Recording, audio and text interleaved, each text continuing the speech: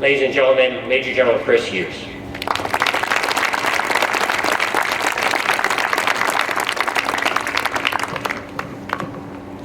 First, let me thank all the distinguished visitors who are here behind me. Please excuse my back, but as we all know, we're here for these incredible young men and women who are out here in formation today. And sir, I want to thank you for your kind words, and thank you for the incredible privilege to hang out with these young men and women all day today. I absolutely had a blast.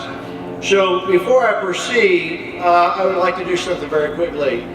Cadet Chase Sheffield, post.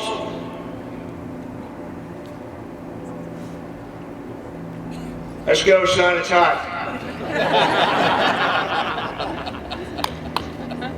Now this morning, before I give my speech, I have to tell you, when I had an opportunity to talk to these young men and women, they made two things clear to me. One was I was to be brief and to be gone as quick as possible. Second was I wasn't to exceed 15 minutes at this podium.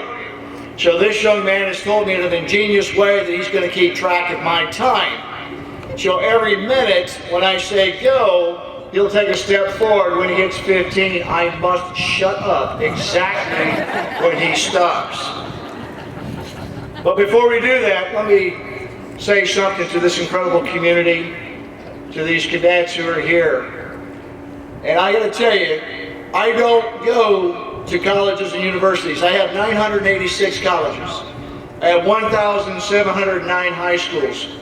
Over 350,000 young men and like you that I am entrusted with the faculty, I'm entrusted with the curriculum, and I'm entrusted with the scholarships.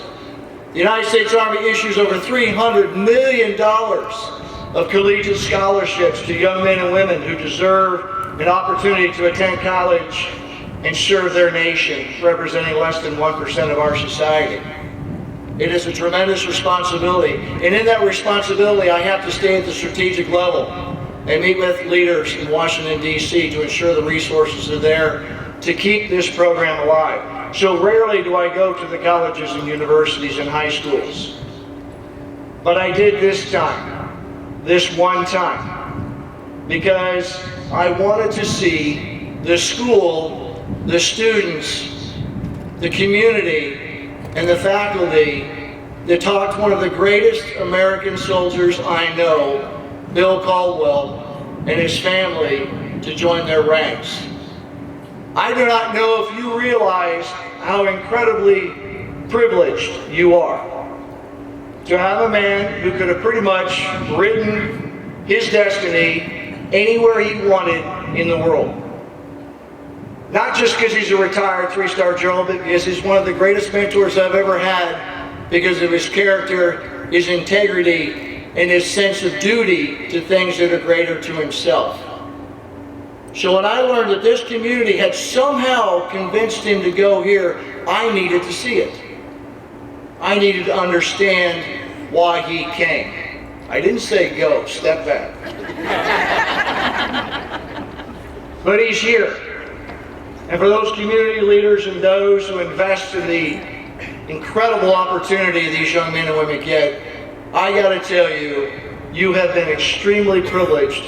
And I know he will show you why I was honored to come here today, every day, in his actions and the actions of his family. So I would like to take a moment to congratulate him and to thank him for his service.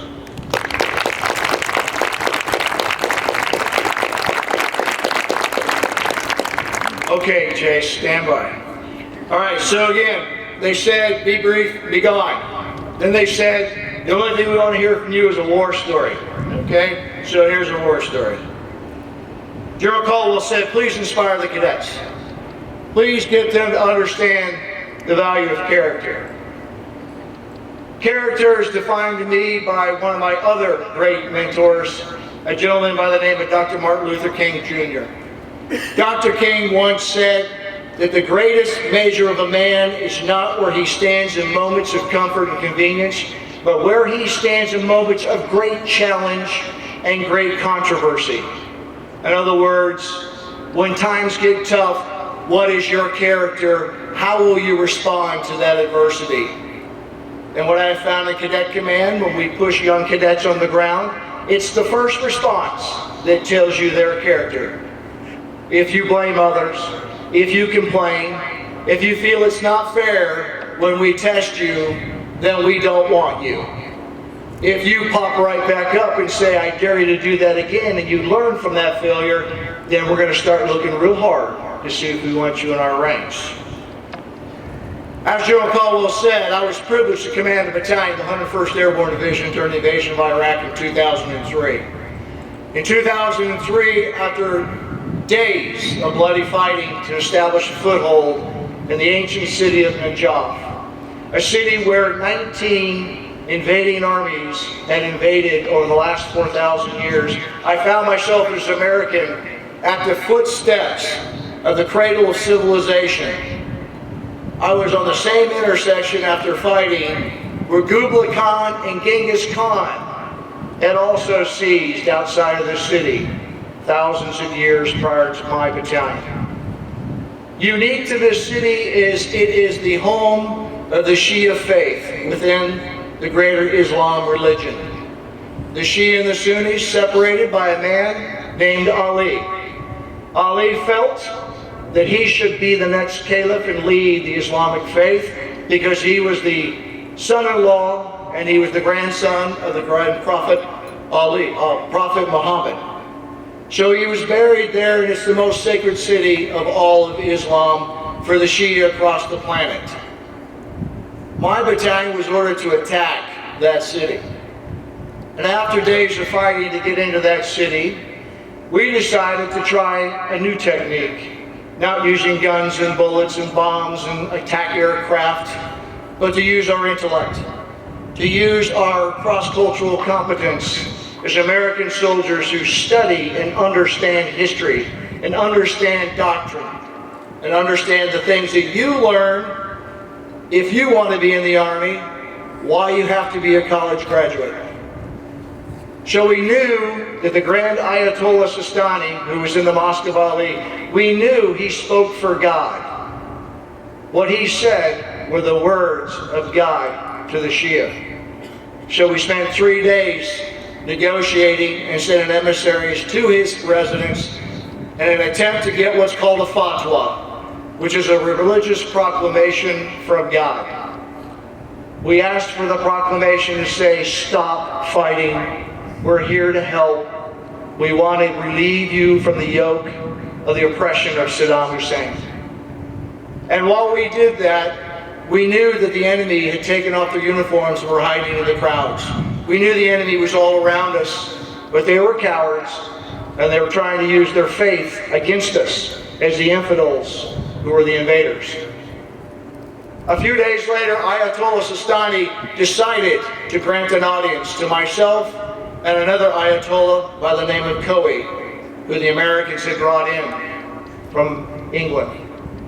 As we approached the mosque, the crowd of about 200 people quickly grew into a crowd of about 5,000. And as we approached even closer with Sistani, the rocks began to fly, the crowd became violent, and my soldiers found themselves in a very desperate situation. As I approached, I was hit in the face with a rock. As I got closer, I was hit again in the back of the head and in the face with another rock.